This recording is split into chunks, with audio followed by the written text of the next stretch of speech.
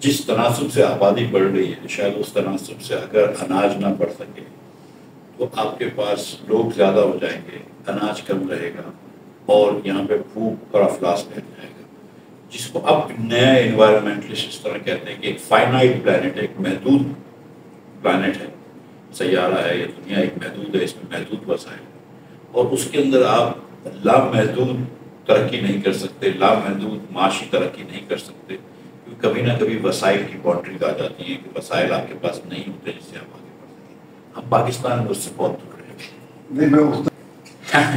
اس پہ ایک صاحب تھے رابرٹ ہمکس نے نوبیل پرائز ملا، اس میں یہ ہوتا ہے کہ انسان اپنا بیہیویئر چینج کرتا ہے پالیسی کے رسپانس میں۔ تو آپ ایک بیہیویئر کو اسیوم کر لیتے ہیں اور اس پہ ایک پالیسی ڈیزائن کرتے ہیں۔ مثال کے طور پر آپ کوئی اسیوم کر لیں گے لوگ جو ہے وہ اس طرح پیسے بچا رہے ہیں، تو ہم اگر انٹرسٹ ریٹ بڑھا دیں گے تو زیادہ پیسے بچانا شروع کر دیں گے، یا ہم ٹیکس بڑھا دیں گے تو زیادہ ہم کو پیسے آ جائیں گے۔ لیکن انسان کا رسپانس چینج ہو جاتا ہے اس پالیسی کی بنیاد کہ اگر آپ ٹیکس زیادہ لگائیں گے مثال کے طور پہ تو لوگ ٹیکس ایویژن بھی کریں گے، چوری بھی کریں گے، ٹیکس بچت بھی کریں گے، وہ اپنا بہت زیادہ ایفرٹ لگا دیں گے ٹیکس بچانے میں، نہ کہ ایفرٹ لگائیں گے انکم کرنے میں۔ آپ چاہتے ہیں معیشت کے اندر کہ ہر آدمی کی آمدن زیادہ ہو، کم از کم اکنامک تھیوری میں ہم یہ چاہتے ہیں، پاکستانی بیوروکریٹ یا سیاستدان شاید یہ نہیں چاہتے کہ لوگوں کی آمدن بڑھے، لیکن اکنامک تھیوری میں ہم یہ چاہتے ہیں کہ زیادہ سے زیادہ لوگوں کی آمدن بڑھے، کیونکہ لوگوں کی آمدن کی جو مجموعی رقم ہوتی ہے وہی قومی آمدن ہوتی ہے۔ تو لیکن اگر آپ زیادہ ٹیکس لگائیں گے تو وہ آمدن چینج ہو جائے گی۔ تو پالیسیز کے اوپر پالیسیز کی وجہ سے اس رسپانس میں لوگوں کا بیہیویئر چینج ہوتا ہے۔ کسی بھی ملک کے لیے قرض لینا کیا ضروری ہوتا ہے؟ نہیں، ضروری تو نہیں ہوتا، لیکن قرض لینے میں کوئی مذائقہ نہیں ہے اگر اس قرض سے آپ کو جو فائدہ ہو رہا ہے وہ اس کی سود سے زیادہ ہے۔ مثال کے طور پر اگر آپ ایک شہر ہے ایک شہر ہے جس کے اندر کچھ آبادی دریا کے اس طرف رہتی ہے اور کچھ آبادی دریا کے اس طرف رہتی ہے اور وہ آپس میں نہیں مل پاتے، اور آپ ایک برج بنا دیتے ہیں جس سے کہ کامرس بڑھ جاتا ہے، بزنس بڑھ جاتا ہے، بہت لمبا چکر لگانے کی جگہ لوگوں کو بڑا آسانی سے 5 منٹ پہنچ جاتے ہیں، تو ان کا پیٹرول بچتا ہے، ان کا وقت بچتا ہے، کاروبار بڑھ جائے گا، بہت ساری اور چیزیں بڑھ جائیں گی۔ اور وہ برج کے اندر جو بھی آپ قرض لے کر برج بنائیں گے اور اس کو اس کا سود ہوگا، اس سے بہت زیادہ فائدہ معیشت کو ہو جاتا ہے، تو وہ ضرور کرنا چاہیے۔ لیکن جب آپ وہ سود لے کر یہاں پہ ایسے پی ایچ ڈی بی کے پروجیکٹس کرتے ہیں کہ دریا کے اس طرف تو آبادی ہے، دریا کے اس طرف کچھ بھی نہیں ہے، یا آپ نے 4 لائن کے یا 3 لائن کے ایسے ہائی وے بنا دیے کہ جس کا کوئی مقصد نہیں ہے، یا اس طرف ہائی وے 2 لائن کا اور اس طرف ہائی وے ہے تو 2 لائن کا اور بیچ میں 3 لائن کا ہائی وے ہو تو اس کا کوئی مقصد نہیں ہوگی، یہاں پہ بھی ٹریفک جام ہوگی، وہاں پہ بھی ٹریفک جام ہوگی۔ تو ان چیزوں کو وہ تو پیسے کا ضیاع ہے، تو پھر وہ سود لے کے پیسے کا ضیاع کرتے ہیں، وہ اور بھی مجرمانہ بات ہے۔ اگر بغیر سود کے پیسے کا ضیاع کریں تو چلو اپنے پیسے آپ ضائع کریں۔ ہم زرعی ملک اس وقت پاکستان کو کہنا مناسب نہیں۔ کیا ہم زرعی ملک تھے؟ جی۔ کیا ہمیں زرعی ملک ہونا چاہیے؟ جی ہاں۔ کیا ہم کو زراعت کو فروغ دینا چاہیے؟ جی ہاں۔ لیکن اگر 20-25% آف جی ڈی پی صرف زراعت میں ہو، یہ بات درست ہے کہ 30-40% سے زیادہ لوگ آپ کے امپلائڈ ہیں ایگریکلچر میں، لیکن زرعی ملک جو ہے وہ گندم بھی امپورٹ کر رہا ہو، زرعی ملک جو ہے وہ دال بھی امپورٹ کر رہا ہو، زرعی ملک جو ہے وہ سارا جو چینی بیچ کے وہ بھی امپورٹ کر رہا ہو، چینی شاید کبھی امپورٹ کر رہا ہو کبھی نہ کر رہا ہو، زرعی ملک جو ہے وہ یہ پام آئل، کنولا، یہ سب امپورٹ کر رہا ہو تاکہ ہم تیل بنا سکیں۔ پورا پاکستان مثال کے طور پہ سرسوں کا ساگ اور مکئی کی روٹی کھاتا ہے۔ سرسوں کا ایک بیج ہوتا ہے، ہائیبرڈ بیج ہوتا ہے جس کو کنولا کہتے ہیں، پوری آدھی دنیا میں اس سے کنولا سے تیل ہوتا ہے۔ ہم کنولا بھی نہیں پیدا کر سکتے، سرسوں بھی اتنا پیدا نہیں کر سکتے، آپ سوچیں اتنا کہ جس سے ہم تیل بنا سکیں۔ ہم سن فلاور پیدا نہیں کر سکتے، کوئی ملک پام آئل پیدا کرتے ہیں، ہم 4 سے 6 بلین ڈالرز کا تیل خریدتے ہیں باہر سے، کھانے پینے کا تیل، وہ اس کی بات نہیں کرتے، پیٹرولیم تیل۔ تو جب آپ یہ سب چیزیں امپورٹ کر رہے ہیں اور پھر اپنے آپ کو زرعی ملک بھی کہتے ہیں تو کہیں نہ کہیں شرمندہ تو ہونا چاہیے۔ اس میں سب دو تین سکون ہے. ایک تو یہ کہ پالیسی کی شارٹ سائٹڈنس ہے.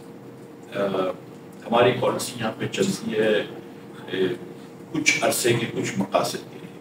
کوئی لانگ ٹرم کوئی پالیسی نہیں ہوتی ہے ایگریکلچر میں خاص طور پہ. انڈسٹری میں پھر بھی میں آپ کو بتاؤں کہ پھر بھی لانگ ٹرم پالیسی ہوتی ہے کیونکہ انڈسٹریلسٹ بڑے زیادہ پاورفل ہوتے ہیں. تو وہ ایک مرتبہ آپ ان کو برات دیتے ہیں تو آپ ان سے کھینچ نہیں سکتے. یہ نہیں کہہ رہا ہوں کہ ایگریکلچرسٹ بڑے بڑے لینڈ لاڈس پاورفل نہیں ہوتے, وہ ہوتے ہیں, لیکن جو عام زرعی انڈسٹری اس کی پالیسیز چینج ہو جاتی ہیں. مثال کے طور پہ کبھی پرائز دیتے ہیں کبھی نہیں دیتے. آپ نے پچھلے سال دیکھا کہ حکومت نے 4,000 روپے گندم کی پرائز دے دی. اس سے پہلے پرائز 2,200 روپے تھی, یعنی کہ 2,200 روپے من گندم آپ خرید رہے ہیں. ہاں 55 روپے گندم پر فی کلو گندم خرید رہے ہیں. اور اب آپ نے کہا کہ ہم 55 روپے نہیں خریدیں گے, 100 روپے کلو گندم خریدیں گے. اب 55 سے 100 کر دیا آپ نے, تو فارمرز نے کیا کیا کہ گندم میں زیادہ اچھی کھاد بھی ڈال دی, ڈی اے پی ڈال دیا, یوریا ڈال دیا, اس نے زیادہ اراضی بھی اس پہ ڈال دی کھاد, اور اس نے بہت گندم کو برقرار کر دیا.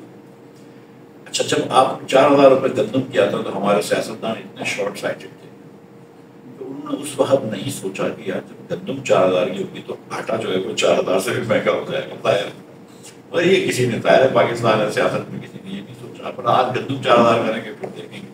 جب گندم پنجاب حکومت یا وفاق کی حکومت 4,000 کی خرید کے 4,600 روپے پر من بیچ رہی ہے, یعنی کہ 115 روپے کلو بیچ رہی ہے, تو آٹا ظاہر 130 روپے کلو سے کم نہیں ہوگا. تو آٹا 130, 140, 150 روپے کلو ہو گیا. جب آٹا 150 روپے کلو ہو گیا, یہاں سے چیخیں نکل گئی. کیونکہ دنیا کے اندر آٹا 50-60 روپے کلو مل رہا ہے, تو 150 روپے کلو بیچ رہے ہو. تو اس کے بعد پنجاب حکومت نے فیصلہ فرمایا کہ ہم خریدیں گے نہیں گندم. وہ جو اوپن مارکیٹ پہ تھے, ہاں اوپن مارکیٹ پہ ہم حکومت نے جو وعدہ کیا تھا کہ ہم 100 روپے کی خریدیں گے, حکومت اپنے وعدے سے پیچھے ہٹ گئی. اب حکومت جو اپنے وعدے سے پیچھے ہٹ گئی تو وہ جو کسان جس نے بیچارے نے اپنی ساری زندگی کی جمع پونجی لگائی تھی, اور سوچا تھا کہ اگلے سال میں اپنے بچوں کی شادی کروں گا یا کالج بھیجوں گا, جو بھی اس نے سوچا تھا, اس کے ارادے پہ تو آپ نے پانی پھیر دیا. اور جب اس کے پاس گندم کی کنک کے پیسے نہیں آئے تو پھر اس کے بعد اگر وہ چاول لگانا ہے یا کپاس لگانا ہے تو اس کے پیسے بھی نہیں ہیں اس کے پاس. سو یہاں پہ ایگریکلچر کی اس کے بعد دیکھیں کہ جو سیریس بات ہے کہ ایسٹرن پنجاب, ویسٹرن پنجاب, پاکستانی پنجاب یا ہندوستانی پنجاب ساتھ ساتھ, اور یہ بریڈ باسکٹ ہوتا تھا پورے سب کانٹیننٹ. بالکل ٹھیک ہے. اور آج بھی ہندوستان کا پنجاب جو ہے ان کا بریڈ باسکٹ ہے. ہمارا پنجاب بھی ہمارا تو بریڈ باسکٹ ہے, لیکن جہاں پہ وہ پوری دنیا کو کھلاتا تھا وہ پاکستان کو بہت مشکل کھلا رہا ہے, پنجاب اور سندھ کے کچھ ایریاز. اور وہاں پہ اس کی وجہ یہ ہے کہ ہم نے وہ پالیسیز نہیں دی ان کو جس سے وہ آگے بڑھ سکے. تو ہوا یہ ہم نے سبسڈی ضرور دی تھی فارمر. یہاں پہ ہوا کہ دیکھیں مثال کے طور پہ ہندوستان کی گندم آج 20% یا 15 سے 20% ہم سے پر ایکڑ ہندوستان گندم زیادہ لیتا ہے. اب آپ جانتے ہیں کہ یہ کوئی ڈسٹینس کی باؤنڈریز ہوتی ہیں, بارڈرز ہوتے ہیں, ایسا ہی ہے. مگر جغرافیکل فرق تو نہیں ہوتا, ویدر پیٹرن میں تو فرق نہیں ہے. ٹھیک, وہ امرتسر میں کھڑے ہو کے دیکھتے ہیں لاہور کے بادل کے بعد کیسے بس دیکھتے تک بارش آ جائے گی. ٹھیک, تو اگر آپ امرتسر کے اندر 20% زیادہ لے رہے ہیں, 6 کلو 8 کلو زیادہ لے رہے ہیں گندم پر ایکڑ اس طرف سے کاڑے سے مثال کے طور پہ, کوئی نہ کوئی وجہ تو ہے نا. کیا ہے؟ پالیسی کا سکم ہے, لانگ ٹرم تعلیم کا سکم ہے, بیج کی وہ ہے, ہارویسٹر کی کمی ہے, ٹریکٹرز کی کمی ہے, بیج کی فراہمی اتنی اچھی نہیں ہے, پانی کے مسائل ہیں, کھاد کے مسائل ہیں, ٹریننگ کے مسائل ہیں, بہت سارے مسائل ہیں جس کی وجہ سے دیکھیں کپاس میں تو پوری دنیا وہ جی ایم او سیڈس پہ چلے گئی ہے, مونسینٹو سے وغیرہ لیتے ہیں, ہم نہیں لے سکے. میں جب وزیر تھا تو مجھ سے انہوں نے کہا کہ $75 بلین لگیں گے. میں نے کہا 1 سیکنڈ میں دے دوں گا, فکر نہ کرو, آپ میرے پیسوں کی فکر نہ کرو, آپ کر لو. لیکن وہ اگریمنٹ نہیں ہوا. آپ نے جب تک کہ آپ ہارویسٹرز آپ کے پاس اتنے نہیں ہیں, 15% گندم آپ کا ویسٹ ہو جاتا ہے ہارویسٹنگ کے ٹائم, زمین پہ گر جاتا ہے کیونکہ آپ کا اچھے ہارویسٹر. ہم جو سبسڈی دیتے ہیں جس کی آپ بات کر رہے تھے, جو گیس مثال کے طور پر ہم سبسڈی دیتے ہیں فرٹیلائزر کے, فارمرز کو سستی فرٹیلائزر. اب کسی سے اگر آپ پوچھیں کہ یار فارمرز کو سبسڈائز کرنا ہے اور ہم کو سستی فرٹیلائزر دینی ہے تاکہ زیادہ فرٹیلائزر لگے, تاکہ زیادہ پیداوار کرے, ٹھیک ہے فرٹیلائزر کے ہر بیگ کے ساتھ تم یہ کہہ دو کہ جو بیگ خریدے گا اس کو 200-500 ہزار روپے دے دیں گے, 4,000 کا پیسہ 2,000 آرام دے دیں گے. اس پہ کوئی کوپان ڈال دو, اس پہ کوئی آج کل وہ آتا ہے QR کوڈ, وہ ڈال دو. ہم یہ نہیں کرتے. ہم کہتے ہیں کہ جو کمپنیاں بناتی ہیں ہم ان کو سستی گیس دیں گے, پھر ان کو جتنے کا بیچنا ہے وہ بیچیں. ہم ساری کمپنیوں کو سستی گیس دے رہے ہیں. لہٰذا ان فرٹیلائزر کمپنیز کے تو پروفٹ مارجن بہت اچھے ہو گئے, لیکن فارمرس کو سارے کے سارا بینیفٹ تو پاس نہیں اور ہوتا. اس کا نقصان پبلک کو. تو دونوں ہوتے ہیں نا. دیکھیں بڑے بڑے ذمہ دار جو ہوتے ہیں وہ اپنے علاقے میں آ جاتے ہیں الیکشن جیت کے, اس کو ہم الیکٹیبلس کہتے ہیں, تاکہ ان کا تھانے کے اوپر انفلوئنس رہے, ان کا اے سی اور ڈی سی کے اوپر انفلوئنس رہے, ان کا پانی کے اوپر انفلوئنس رہے. پانی پہ میں الگ سے پوری بات کروں. جی. اور پنجاب میں تو پھر تھوڑا سا بہتر ہے سسٹم. سندھ کے اندر تو یہ کہ بالکل بڑے لوگوں کو پانی ہوتا ہے. اگر فلڈز آتے ہیں تو غریب کی زمین جو ہے اس پہ پانی پہلے آتا ہے, اور جب تک کہ اس قسم کا فلڈ نہ آئے جیسے پچھلے 2 سال پہلے آیا تھا, امیر کی زمین پہ, بڑے انفلوئنشل لوگوں کی زمین پہ, ایم این ایز کی زمین پہ فلڈ نہیں ہوتا, پانی نہیں چھوڑا جاتا ہے. جو سیاسی طور پر طاقتور لوگ نہیں ہوتے ان کی زمین پہ چھوڑا جاتا ہے. کون باردانے کس کو ملتے ہیں کہ مہنگی گندم کون بیچ سکتا ہے, تو وہ بھی ایم این ایز اور ایم پی حضرات ہوتے ہیں وہ بیچ سکتے ہیں. تو سیاست اپنی زراعت کو یا اپنے کاروبار کو یا اپنے پیسے کو چمکانے کے لیے سیاست ہوتی ہے. پاکستان میں ایک مسئلہ یہ ہے, اور صرف سیاستدانوں کا قصور نہیں ہے, سارے منحصر خواہ اللہ کی مہربانی سے اس قسم کے ہو گئے ہیں کہ مورالٹی ختم ہو گئی ہے پالیٹکس میں. لیکن مورالٹی ہر جگہ ختم ہو گئی. ہم سیاست میں کچھ دینے نہیں آتے, بس لینے آتے ہیں, اور یہ ایک المیہ اس پر. سر جتنا آپ پولیٹیکل انفلوئنس لینا چاہیں نا اتنا انفلوئنس ہوتا ہے, اور جدھر آپ منع کر دیں کہ میں یہ انفلوئنس نہیں لوں گا وہ ختم ہو جاتی ہے. بات مثال کے طور پہ دیکھیں پاکستان میں کرپشن بڑی عام ہے, رائٹ, اتنی شاید عام نہیں ہے جتنی ہم سوچتے ہیں, لیکن اچھی خاصی عام ہے. تو اگر آپ فائنانس میں چکنا تو بہت سارے ایسے لوگ ہوں گے کہ جو آپ کو چاہیں گے کہ یار مجھ سے کچھ پیسے لے لو, میرا یہ کام کر دو, ٹیکس کا کام ہو, دوسرا کام ہو. لیکن اگر آپ اس قسم کے آدمی ہیں کہ میں تو نہیں لیتا ہوں پیسے, تو پھر تو زبردستی تو آپ کو کوئی کن پٹی پہ بندوق رکھ کے تو نہیں دیتا ہے. اس طرح اگر آپ کہتے ہیں کہ میں سیاسی پریشر نہیں لوں گا کہ بھائی یہ جو صحیح پالیسی میں یہی کروں گا, ٹھیک کوئی بات نہیں, ہو سکتا نوکری چلے جائے گی, لیکن عزت بالکل ہے. ہر ادارے کا آڈٹ ہوتا ہے, ڈیفینس ڈپارٹمنٹ کا بھی, ڈویژن کا بھی آڈٹ ہوتا ہے, فائنانس منسٹری کا بھی نہیں, اے جی پی آر بھی آڈٹ کرتا ہے, تو اس کے اوپر بھی آڈٹ خیالات آتے ہیں. ڈیفینس ڈپارٹمنٹ میں بھی ہوگا, فائنانس میں بھی ہوگا, کامرس ڈویژن کا بھی ہوگا, پی ایم آفس کا بھی ہوگا, سب کے آڈٹ ہوتا ہے. جب آپ آڈٹ کرتے ہیں تو آپ بڑی بڑی چیزیں دیکھتے ہیں. مفتاح اسماعیل نے ایز وزیر 12,000 روپے کی چائے اگر ایک سال میں 5 مہینے میں 6 مہینے میں پی لی تو اس کو آپ شاید اتنی تفصیل سے نہیں دیکھتے.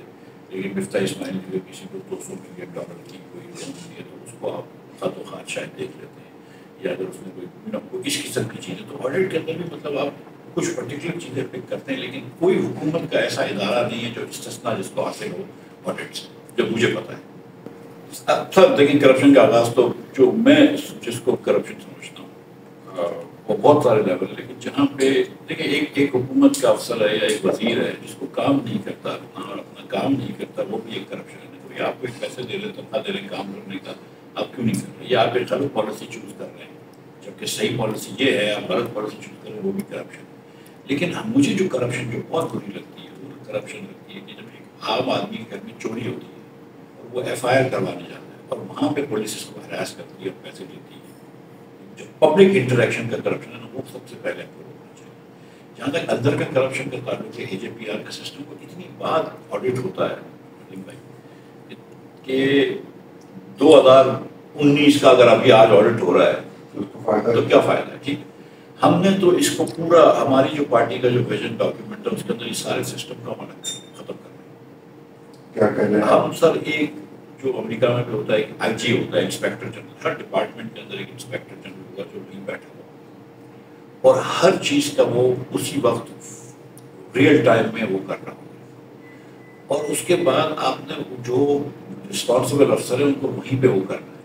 اور اس کے ساتھ ساتھ آپ نے نیشنل اسمبلی کے اندر اور ایک کمیٹی بھی ہوگی جو ڈائریکٹ نیشنل اسمبلی کو رپورٹ کر رہی ہے. نیشنل اسمبلی کا بھی اس کے اندر تھوڑا سا زیادہ دخل کرتے ہیں. اور ایک انٹرنل آئی جی ہوگا ڈپارٹمنٹ کا, ہر ڈپارٹمنٹ کا, جو اس کو وہ کر رہا ہے. اور اس کے بعد کچھ پروسیکیوشنل پاورز ہوں گے کسی ایریاز میں, کسی میں نہیں ہوں گے. مطلب یہ کہ ہر چیز کرمنلائز نہیں ہوتی, بہت ساری غلطیاں بھی ہوتی ہیں, تو وہ بھی دیکھیں اور کرمنل کے اندر پھر وہ کرتے ہیں. لیکن یہ نیب وغیرہ ختم کریں. پھر آپ نے شروع میں آغاز میں بات کی تھی کہ ہم بیمار ہوتے ہیں تو ڈاکٹر کے پاس، اب کسی بھی ڈاکٹر خدا نہ خواستہ اگر کوئی قلب کا مرض ہے، دل کا کوئی مریض جاتا ہے ڈاکٹر کے پاس، ڈاکٹر بولتا ہے یار سگریٹ پینا چھوڑو، وہ سگریٹ پینا نہیں چھوڑتی، مثال ہے ٹھیک ہے، ڈاکٹر بولتا ہے کوئی تھوڑی سی واک کرنے لگا، وہ واک بھی نہیں کرتا، ڈاکٹر کہتا ہے یار تھوڑی سی چربی وغیرہ کم کھایا کرو، تھوڑا گوشت کم کھایا کرو، تھوڑی سبزی پھل وغیرہ کا زیادہ استعمال کرو، وہ بھی نہیں کرتا ہے، تیل والی مٹھائی کھاتا ہے، اس کو ڈائبٹیز ہے، شوگر بھی ہے، وہ بھی مٹھائی بھی میٹھا بھی کھائے گا، تو ڈاکٹر جو بھی دوائی دے گا، آپ تو یہاں پہ کولیسٹرول بلڈ کر ہی رہے ہیں، تو پاکستان وہ مریض ہے کہ جو چین اسموکر بھی ہے، ٹھیک ہے، وہ ہسپتال کے مریض کے پلنگ پہ بیٹھے گئے، میرا ہسپتال کے بیڈ پہ بیٹھے بھی کوئی سگریٹ پی رہا ہے، دوسرے جو ہر قسم کی جو معاشی بیماری ہو سکتی ہے وہ اس میں ہم کرتے ہیں، وہ ہم اس بیماری کے اندر ہیں اور ہم کوئی احتیاط نہیں کرتے، ہم ہر چیز جو غلط کر سکتے ہیں. آج آپ پاکستان کے اندر 40% ٹیکس دے رہے ہیں نوکری پیشہ لوگوں سے، اب 50% ٹیکس دے رہے ہیں ڈاکٹروں سے، سول انجینئر سے، آرکیٹیکٹ سے، لائر سے، جو بزنس پروفیشنل ہے یا پروپرائٹر کو ایک آدمی اپنی دکان چلا رہا ہے، اسے 50% ٹیکس دے رہے ہیں. مطلب اس کو آپ اس کے ریٹرن میں کیا دے رہے ہیں؟ کیا آپ اس کو بجلی دے رہے ہیں؟ نہیں. کیا آپ اس کو سردیوں میں دیکھیں پانی بھی نہیں دیتے؟ نہیں سر، کہاں سے شروع کرتے تھے؟ گرمیوں میں بجلی کی لوڈ شیڈنگ، ہم بھی جو یہاں بیٹھے ہیں تھوڑی دیر پہلے لوڈ شیڈنگ تھی، اور یہ اکتوبر کا مہینے کا سیکنڈ ہاف ہے، لیکن یہاں پہ لوڈ شیڈنگ اسلام آباد میں بجلی کی لوڈ شیڈنگ ہو رہی ہے.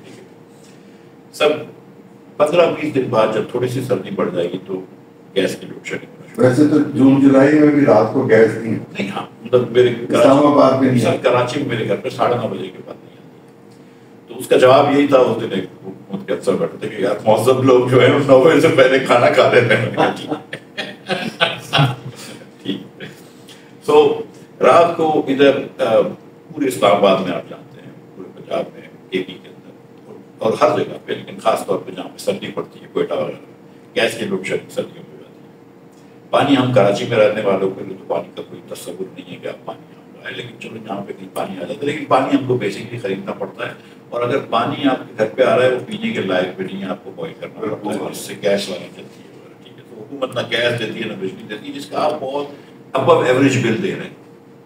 دنیا بھر سے آپ زیادہ بل دے رہے ہیں، لیکن پھر بھی آپ کو نہ بجلی وقت میں ملتی ہے، نہ گیس ملتی ہے، نہ پانی ملتی ہے. پورے پاکستان میں آپ کراچی سے خیبر تک ایک ایف آئی آر فری میں نہیں کٹوا سکتے فور دا موسٹ پارٹ. یا آپ نے کسی دوست سے فون کروایا ہوتا ہے، جی، یا آپ نے پیسے دیے ہوتے، یا آپ نے پیسے دیے ہوتے. ٹھیک ہے، مطلب یہ اس کے علاوہ ایف آئی آر فری سبیل اللہ نہیں کرتا. ٹھیک ہے، اگر آپ کے گھر میں چوری ہو تو چوری پہلے ہو گئی ہو، پھر اس کے بعد ایک ایف آئی آر کٹوانا.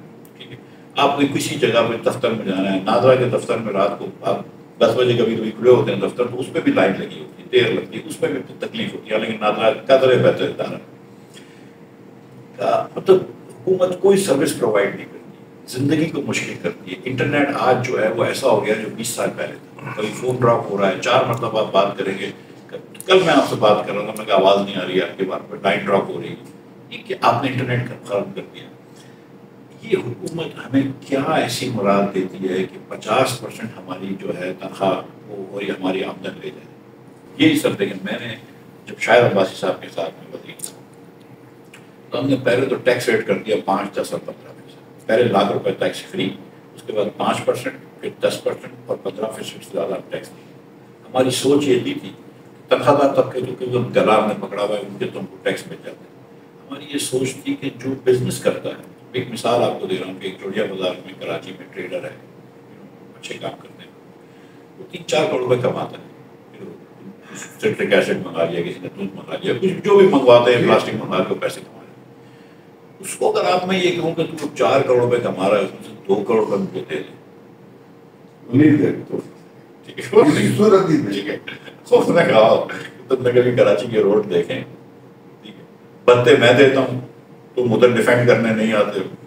ٹھیک ہے، بچے میرے اسکول جاتے ہیں تو گارڈ مجھے رکھنا پڑتا ہے کیونکہ تمہاری تم سرپرستی کرتے ہو اکثر ڈاکوؤں کی اور اغوا کرنے والوں کی. مطلب وہ کہاں سے دے گا آپ کو 50%؟ نہیں دے دیں. ٹھیک ہے، اس کو آپ کہیں کہ یار 10-15% دے دے یا 15%. 4 کروڑ روپے کماؤ، تم 40-50 لاکھ روپے دے دو ٹیکس کو، باقی 3.5 کروڑ میں تم رہو عزت سے رہو. تم ان کو کوئی گھبرانے کی بات نہیں، تو دے دے گا. ہم ان کو بھی لے کے آنا چاہ رہے تھے. اس سے ہمارا صرف 45 ارب روپے کا پہلے سال میں فرق تھا اور ہم اس کو پکڑ لیتے. دوسرا سر، حکومت کا آپ کو فٹ پرنٹ چھوٹا کرنا.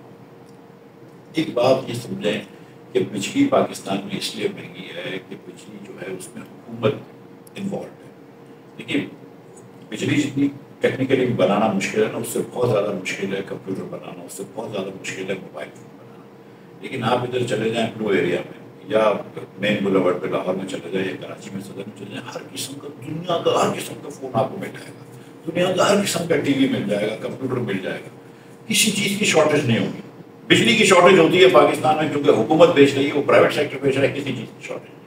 اور آپ کو وہ پرائس میں یہاں ملتا ہے اسلام آباد میں فون جو دبئی میں ملتا ہے، سیم پرائس، شاید سستا مل جائے اسلام آباد میں.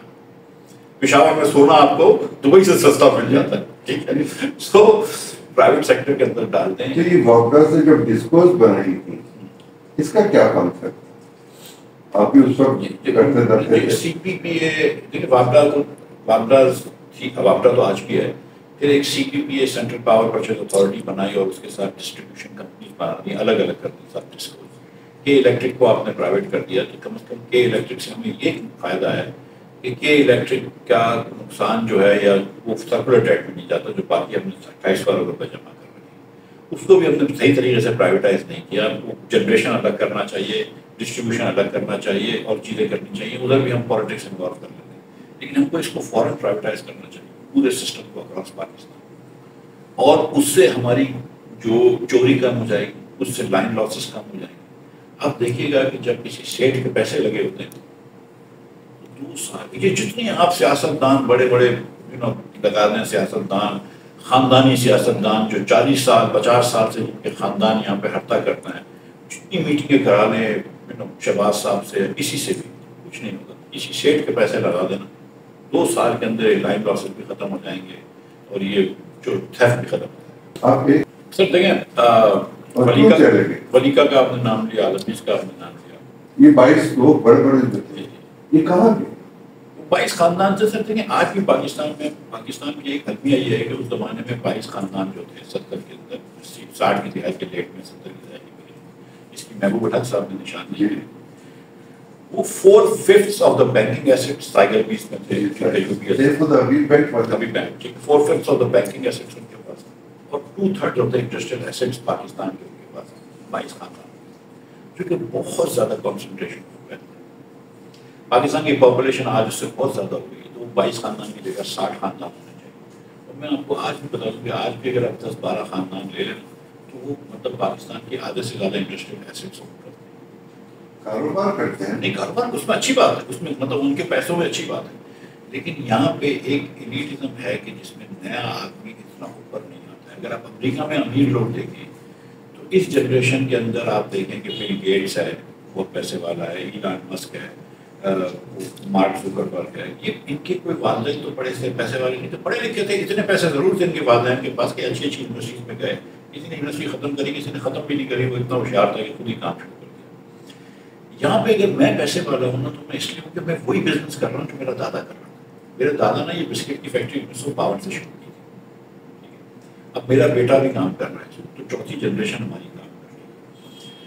لیکن وہی کام کر رہا ہوں نا جو میرے دادا کام کر رہے تھے. اور میں اس لیے پیسے والا ہوں کہ میں بس پیسے سے تو میں پیسے سے پیسے کما رہا ہوں. ہم کو تھوڑی سی ہوشیاری سے پیسے کمانے چاہیے، جس کے لیے آپ کو غریب بچوں کو اور ہوشیار بچوں کو، ہونہار بچوں کو تعلیم دینی پڑے. ہم صرف امیر بچوں کو تعلیم دیتے ہیں. کیونکہ میرے والد ایک سیٹ تھے تو مجھے مار پیٹ کے تعلیم دے دی گئی. کیونکہ میں ایک سیٹ تھا تو میں نے اپنے بچوں کو جو ہے وہ مطلب ٹیوشن لگوا کے یہ کر کے، ماں نے پڑھایا، باپ نے پڑھایا، کچھ نہ کچھ کر کے تھوڑا سا قابل بنا دیا. لیکن جن کے والدین کے پاس یہ وسائل نہیں ہوتے وہ اتنے آگے نہیں بڑھتے. یہ تو پہلی والی بات. اس لیے ہم چاہتے ہیں کہ پاکستان میں بہت سارے گھرانے نکلے، صرف وہ نہ ہو کہ ابھی نہ ہو. حالات میں کیسے نکل سکتے؟ سر ابھی ان حالات میں جو پہلے آپ کا سوال تھا نا کہ جن کے آپ نے فیکٹریاں لے لی، نیشنلائز کر لی، وہی خود بھاگ گئے ہیں.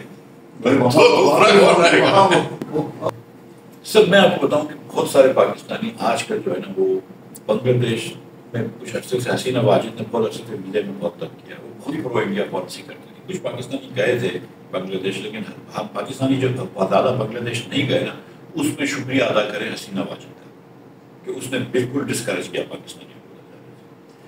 لیکن جو ایک صاحب ہے نا وہ بہت انکریج کرتے ہیں پاکستانیوں کو آنے کے، وہ ہے شیخ محمد. ٹھیک ہے، تو بھائی مطلب وہ پاکستانی کو نہیں پر سے نہیں، لیکن ایک مطلب ان کی ایسی معیشت ہے کہ جس پہ ہر پاکستانی کوشش کرتا ہے کہ وہ دبئی چلے جائے، ابو ظہبی چلے جائے، سعودی عرب چلے جائیں، اور اس کے علاوہ یا پھر ولایت یا پھر یورپ وغیرہ چلے جائیں. تو لیکن یہاں پہ اتنا ڈس اپوائنٹمنٹ ہے. یہاں پہ اگر آپ 3-4 سال سے آپ کی معیشت میں گروتھ ہی نہیں ہے. آپ کے یہاں اس سال 80 لاکھ بچہ پیدا ہوا، 80 لاکھ بچہ، 2 کروڑ 60 لاکھ بچے آلریڈی اسکول میں سے باہر ہیں، تو 80 لاکھ بچوں کی جگہ نہیں. ہر سال آپ کا جو آپ کی جو نئی جنریشن آ رہی ہے تو آپ کو 35 لاکھ نئی نوکریاں چاہیے، تاکہ آپ کی 35 لاکھ نوکریاں ہوں گی تو جو جتنے نوجوان نوکری کی فیلڈ میں آ رہے ہیں ان کو نوکری مل سکے. جب آپ کی گروتھ 6-7% ہو تب جا کے آپ کی 35 لاکھ نوکریاں آتی ہیں. ابھی آپ کی 10-15 لاکھ نوکریاں آتی ہیں تو آپ 20 لاکھ 25 لاکھ لوگ انمپلائڈ پڑھ رہے ہیں، جس کی وجہ سے غربت بڑھ رہی ہے.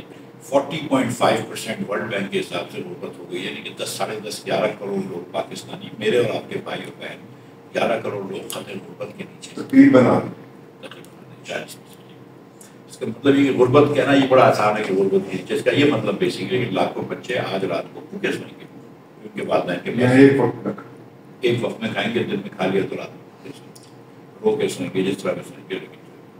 جو بچہ رات کو بھوکا سوئے گا، دنیا کا کوئی استاد اس کو صبح نہیں پڑھا سکتا. ٹھیک ہے، یہ پاگل جیسی بات ہے نا. اگر آپ پہلے روٹی تو دیں. اگر اس ملک کے اندر ہم نے برطانیہ سے آزادی لے لی، برطانوی راج سے آزادی لے لی، لیکن ہم نے بھوک سے آزادی نہیں پائی، ہم نے جہالت سے آزادی نہیں پائی، ہم نے پریونٹیبل ڈیزیزز سے، بیماریوں سے آزادی نہیں پائی. ہے جو ہیپیٹائٹس ہو جاتا ہے، ڈائریا ہو جاتا ہے، پانی گندا ہے، تو ہم نے بیسک چیزوں سے آزادی نہیں پائی ہے. جو کہ انسان جو 200-300 سال، یورپ میں 400 سال 300 سال سے جنہوں نے آزادیاں پالی ہیں جن چیزوں سے، ہندوستان میں جہاں پہ زیادہ تر آزادی پالی گئی، بنگلہ دیش میں پالی گئی، سری لنکا میں پالی گئی، پورے ایشیا میں، ویسٹ تھائی لینڈ وغیرہ میں پالی، ہم نے ان چیزوں سے آزادی نہیں پائی. پاکستان میں تیل کتنے سال پیسہ جو ایڈیبل آئل بھی اور ایڈیبل آئل تقریباً 4 سے 6 ملین ڈالر جو ہم خود پیدا کر سکتے ہیں. اور جو یہ آپ کا جو پیٹرولیم آئل ہے، جو فیول آئل ہے، فیول آئل سے مراد مطلب آل دی آئل انکلوڈنگ پیٹرولیم ڈائریکٹ، یہ تقریباً 24 بلین 2 بلین پر منتھ. آج کل کیونکہ سستا ہو گیا تو تھوڑا سا کم ہو گیا. ہمیں یہ مہنگا ہی کیوں ملتا ہے؟ جو مارکیٹ میں ہم پیٹرول لینے جاتے ہیں اس کی ریشو دنیا کے ساتھ ملتی ہے کیا؟ جی، دنیا میں ایکچولی پیٹرول کے اوپر پوری دنیا میں بہت ٹیکس لگتا ہے. ہم بھی 60 روپے پر لیٹر ٹیکس لگاتے ہیں. P D I petrol development levy یہ لگاتے ہیں، اور ایک پیٹرول کے امپورٹ کے وقت کچھ ہم 10% ڈیوٹی لگاتے ہیں، ڈیوٹی کسی چیز پہ ہوتی ہے، ڈیزل وغیرہ، تو ہم کچھ ڈیوٹی لگاتے ہیں اور 60 روپے فی لیٹر ہم ٹیکس لگاتے ہیں. حکومت کا تقریباً 1000 ارب روپے کا یہ آمدن ہے پاکستانیوں سے پیٹرول کے اوپر ٹیکس لینے سے. یہ سب تو نہیں تھا، لیکن دیکھیں اگر اس کو بھی پرائیویٹ سیکٹر کو دے دینا تو 2-4 روپے پر لیٹر کا، جو کہ بہت پیسے ہوتے ہیں 2-4 روپے پر لیٹر، کیونکہ آپ ہم بات کر رہے ہیں 1 کروڑ لیٹر پر ایک مہینے کے، تو 1 کروڑ لیٹر پیٹرول کی اور 1 کروڑ روپے ڈیزل کی. ایک تو دیکھیں چوری شروع کرتے ہیں آپ کے، ایک ایران سے ڈیزل آتا ہے، وہ ایران سے جو ڈیزل آتا ہے جس کے اوپر ٹیکس نہیں دیا جاتا، پی ڈی ایف جو 60 روپے پر لیٹر ہے، 70 روپے پر لیٹر ہے، اس کے اوپر 200 ارب روپے کی چوری. اور جب تک یہ تو ایک دم سیل کر دینا چاہیے. اور اس میں سیاستدان، اس میں وغیرہ شامل نہیں، سیاستدان بہت کم شامل ہے، وغیرہ وغیرہ زیادہ شامل، گزارش. تو وہ بس اس کے آگے مزید تو گزارش نہیں کر سکتا. پھر اس کے بعد ٹرانسپورٹ والے ہیں، یہ جو ٹرک والے ہمارے ہیں، تھوڑا بہت وہ مطلب ڈنڈی مار لیتے ہیں. لیکن مطلب اب وہ 200 ارب روپے کے بعد اب میں کچھ بھی بات کروں گا 2-4 ارب، مطلب 205 ارب، تو آپ 220 ارب کر لیں، 10% اور لگا لیں، ٹھیک ہے. لیکن اگر آپ یہ مطلب پیٹرول کی پرائز کو حکومت سے ہٹ جائے 60 روپے ٹیکس ضرور لیتی ہے، لیکن حکومت کو یہ سیٹ نہیں کرنا چاہیے 15 دن کے بعد پیٹرول کی پرائز. تو بہت جگہوں پہ پیٹرول سستا ہو جائے گا اور کئی جگہوں پہ مہنگا بھی ہوگا. پاکستان میں گیس یا آئل ڈھونڈنے کے لیے کمپنیاں کیوں نہیں؟ 5 سال جب نون کی حکومت تھی نا 13 سے 18، تو ایک کمپنی کو بھی ISI نے ایک سرٹیفکیٹ نہیں دی تھی، NOC نہیں دی تھی ایکسپلوریشن کا. خاص وجہ میرا خیال ہے ان کو نون کے اوپر اعتبار نہیں تھا کہ پتہ نہیں کیا کر لیں گے، جو بھی وجہ ٹھیک ہے، لیکن ہم کو 5 سال تک حکومت میں نہیں ملی. مجھے یاد ہے کہ شاید عباسی صاحب جب وزیر اعظم بنے تو باجوہ صاحب کہہ رہے تھے تو انہوں نے کہا کہ یار 5 سال تک تو انہوں نے کہا چابیاں ہم دلوا دیتے، نہیں آئی. لیکن وہ خیر پھر بھی 4-5 مہینے رہ گئے تھے. اللہ تعالیٰ نے بھی تھوڑی سی ہماری ادھر آزمائش رکھی. میں کہتا ہوں کہ اگر کراچی میں پیٹرول نکلتا تو ڈیفینس کلف تک میں نہیں نکلتا، جو پیسفل ایریا میں بیاری میں نکلتا جہاں پہ لڑائی ہے. تو یہاں پہ بھی یہ جہاں پیٹرول نکلتا ہے، تیل نکلتا ہے، تو یا تو پانی میں ہے یا پھر بلوچستان کے ایسے علاقے میں ہے کہ جہاں تو ٹرائبس کا سنگم ہے، تو ادھر تھوڑی مارا ماری ہے، یا KP کے علاقے میں ہے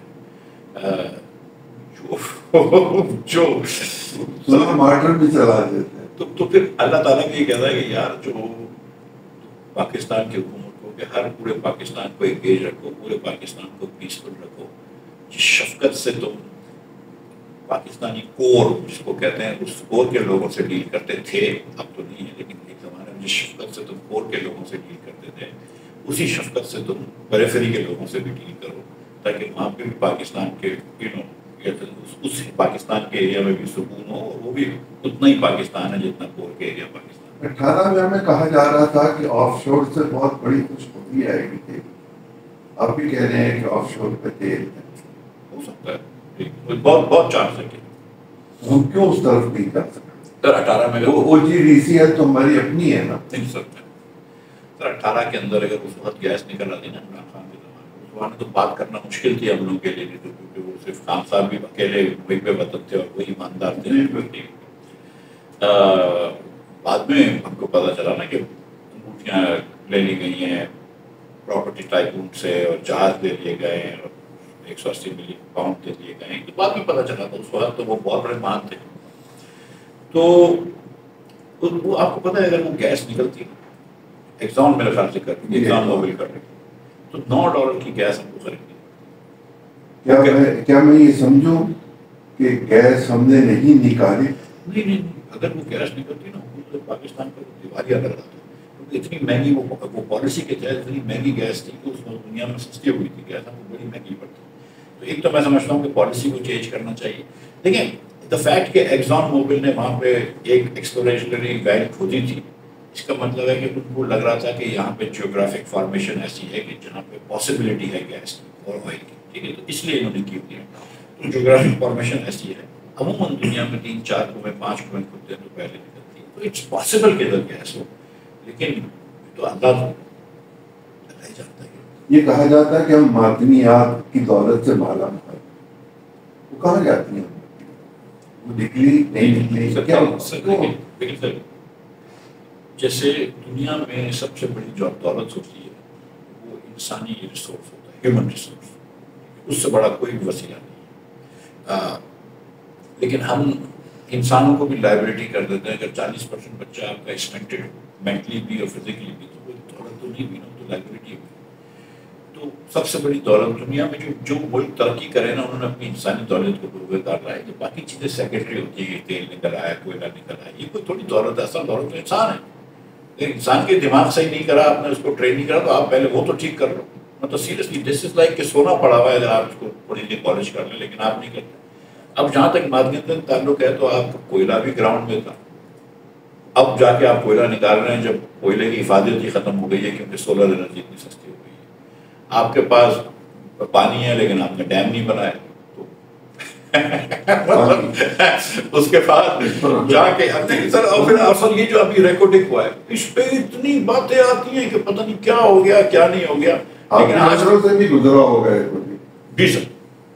کیا خرابی تھی، کیا ہوا تھا، کیسے ہوا سر؟ یہ تو افتخار چودھری صاحب نے تھا. افتخار چودھری صاحب نے 6 افتخار چودھری صاحب کی غلط غیر آئینی غیر مناسب فیصلے کی وجہ سے اس ملک کے اوپر $6 بلین کی پینلٹی لگی ہے۔ افتخار چودھری کی سے کوئی سوال تو پوچھنا چاہیے نا کہ تم نے یہ فیصلہ کس بنیاد پہ دیا تھا؟ ایک دم غلط فیصلہ، اور ہم جھوٹی باتوں پہ یقین رکھ کے ایسے فیصلے کر دیتے ہیں کہ جس کی وجہ سے یہ کرنا پڑا۔ پھر اس کو سیلویج کیا گیا ہے، عمران خان صاحب کی حکومت میں سیلویج کیا گیا، لیکن وہ $900 ملین پھر بھی ان کو کیش دینے پڑے ان کو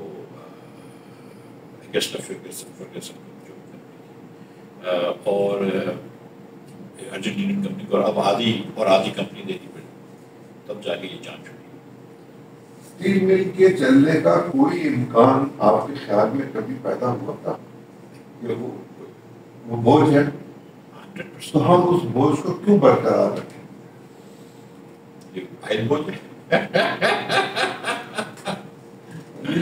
سر اس وقت جو ملک کے لیے ضروری ہے نا وہ آئین کو امینڈ کرنا ضروری، جو ہمارے سیاسی لیڈران نے طے کیا ہے آدھی رات ملک کی۔ ہم نے یہ سوچا ہے کہ پارلیمنٹ کو مضبوط بنانے کے لیے ایسا آئین پیش کریں گے، آئین کی امینڈمنٹ، کہ جو پارلیمنٹرینس کو نہیں پڑھائیں گے، کہیں گے بس امن صدقنا آپ جا کے ووٹ دیں، اور وہ دے دیں گے، اس سے وہ مضبوط ہو جائیں گے۔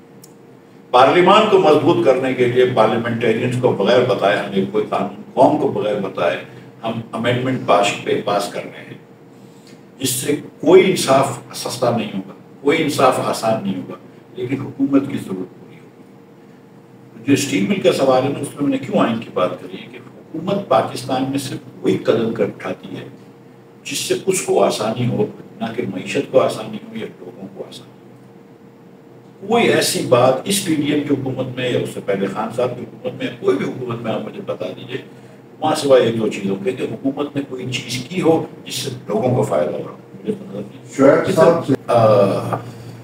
شعیب صاحب کا ہی نام لے لینا چاہیے۔ 60 کی دہائی میں پاکستان نے معاشی ترقی کی، 60 کی دہائی میں، لیکن وہ کہنا بھی جھوٹ ہوگا کیونکہ ہم نے بنگلہ دیشوں کے ساتھ بہت زیادتی کری اور ان کی income compare to west Pakistan میں کم کر دی۔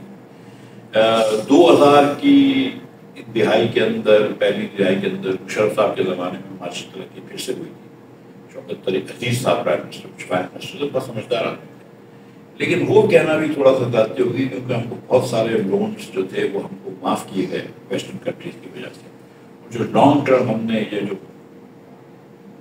پنگے اٹھائے ہیں اس سے ہم کو بہت نقصان ہوا ہے طالبان کی وجہ سے۔ So it's very difficult to say کہ کون وزیر اچھا رہا ہے۔ آپ اپنی پرفارمنس سے مطمئن؟ جی میں آپ تو ایک فون کال پہ دکانداروں کے ٹیکس کو معاف کرتے ہیں سر، یہ بات درست ہے۔ آپ دیکھیں، میں پہلی مرتبہ جب وزیر بنا تھا تو اس وقت سب سے بڑا مسئلہ پاکستان کے لیے کرنسی ایکسٹریملی اوور ویلیوڈ تھی، میں نے 2 مرتبہ اس کو ڈی ویلیو کروانے میں فائدہ ہوا، اور اس کو پاکستان کو ایک سمت میں لے کے جانا تھا کیونکہ ہم نے بہت زیادہ قرض لے لیا تھا، اور مجھ سے آنے سے، میرے آپ کو وزیر بننے سے پہلے 2017 میں جو 10 مہینے تھے اس میں $11 بلین اسٹیٹ بینک میں ڈالے گئے، تو وہ میری بڑی کوشش تھی۔ اس بار جو ہے میں دکانداروں کے اوپر ٹیکس ڈالا جو آج تک نہیں ڈالا، اور جو ابھی بھی اورنگزیب صاحب بھی یہ کہہ رہے تھے کہ پاکستان نے صحیح ٹیکس ڈالا تھا، وزیر اعظم نے بھی مجھے کہا کہ روک لو، کر لو، 3000 کی جگہ 6000 تک کیا، اور میں نے سچی بات ہے کہ دکانوں سے بھی کنسنسس کر لیا تھا، دکانداروں سے بھی، وہ 1-2 صاحب اپنی سیاست چمکا رہے تھے، لیکن وہ اصل میں نون کے اندر کی لڑائی تھی، اور پھر جو نون کے اندر کی لڑائی ہوئی تو پھر اس کے بعد میں بھی بے بس ہو گیا، اور میں نے اس وقت بھی یہ کہا تھا کہ اگر ابھی پرائم منسٹر کو میں نے کہا تھا کہ یہ کام شوکت عزیز صاحب نہیں کر سکے، کوئی نہیں کر سکا تھا، میں نے ان کو یہ کہا تھا کہ میں اگست میں نے جب ڈیلے کیا تو میں نے کہا یہ 1 اکتوبر سے لگاؤں گا، اور سپٹمبر کے اندر جب میں واپس آ رہا تھا تو میرے ساتھ جو 2 مسلم لیگ کے دوست میرے کام کرتے تھے، میں ان کو کہا تھا کہ سیٹنگ کر لو، میں ان کو بتا کے گیا تھا کہ کس طرح لگانا ہے ٹیکس، میں کہا تم لوگ سیٹنگ کر لو، آئیں گے اور ہم نے یہ جا کے نامنیٹ کرنا، اور بلکہ مجھ سے یہ رانا ثنا کا شو ہوتا ہے، شادب خان باداوی صاحب ہوتے ہیں، تو وہ شو پہ اس کے شادب نے مجھ سے پوچھا تھا کہ آپ نہیں کر سکیں گے، اس نے، میں نے کہا میں نہیں کروں گا تو میں ریزائن کروں گا، 1 اکتوبر سے ضرور کرتا، لیکن اکتوبر کس نے دیکھی تھی، ستمبر میں مجھے فائر کر. دیکھیں ہوتی ہے مداخلت اور ہونی بھی چاہیے مارکیٹ کے ساتھ. خود مختاری کہاں سر دیکھیں خود مختاری آپ دیتے ہیں اسٹیٹ بینک کو کہ تم ڈیسائیڈ کرو کہ ڈالر کا ریٹ کیا ہونا چاہیے. اب جیسے جمیل صاحب سے وہ ڈار صاحب کی 100% مانتے تھے, ڈار صاحب پہلے سے لے کر آئے تھے تو ظاہر سے تھے کہ وہ ان کی بات مانیں گے. اب اتنی بات نہیں مانتے وہ تو ٹھیک ہے وہ صحیح ہے کرم, لیکن کوئی مطلب ڈار صاحب کی بات مان کے نقصان ہی ہوا تھا. جو اس بار انہوں نے 229 پہ ڈالر رکھ لیا تھا, پھر اچانک ایک دن 270 پہ گیا اور IMF کو وہاں کے دکھا رکھے پاگل کرنا تھا. وہ یہ کہتے ہیں کہ 280 270 یا 274 جو بھی ریٹ ہے یہ ضرورت سے زیادہ ہے, یہ 250 سے نیچے ہونا چاہیے. میرے خیال میں 12 روپے ہونا چاہیے. 200 نہیں صرف 12 روپے ہونا چاہیے. وہ تو زمانہ چلا گیا, تو 60 کا زمانہ.